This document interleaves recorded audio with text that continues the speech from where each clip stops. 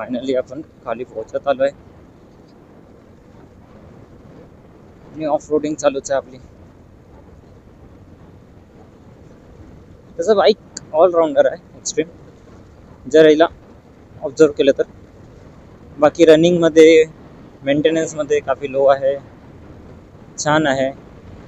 Off roading पण clear करून घेते. ग्राउंड क्लिअरन्स छान आहे गाडीचं, तर दगड वगैरे एकदम लागत नाही इंजिनला.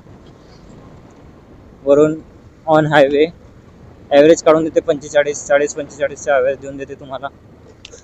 आतापर्यंत आपण टोटल ट्रॅव्हल केलं आहे 650 किलोमीटर समथिंग, आणि आतापर्यंत मी टोटल फ्यूल फिलअप केलं आहे 3 वेळा फ्यूल फिलअप केलं आहे. 500 म्हणजे 1500चा.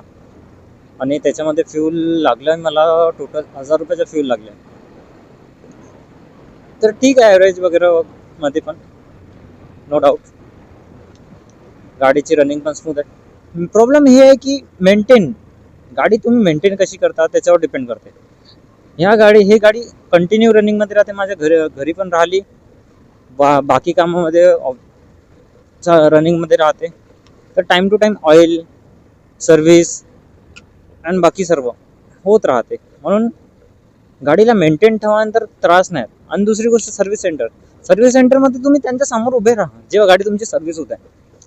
कारण की ते अलगर्जीपणा करते, कोणते स्क्रू तसेच सोडून देईन, कोणते पार्ट डॅमेज करून देते. मग त्याच्यानंतर म्हणतात की सर हे आम्ही क्लेम करून देऊ. कारण की इन्शुरन्स क्लेम करण्यासाठी त्यांना फायदा आहे. सर्व्हिसमध्ये भरपूरशी सर्व्हिस फ्री भेटते, पण ते देत नाही कस्टमरला. तर जिथपर्यंत होते, जर तुम्ही बाईक ओन करताय 125cc असो किंवा 400cc 900cc असो किंवा एक स्पोर्ट्स बाईक असो, तर माझं एक म्हणणं आहे की तुम्ही बाईकबद्दल नॉलेज घ्या, तिला स्वतः पण मेंटेन करणं शिका.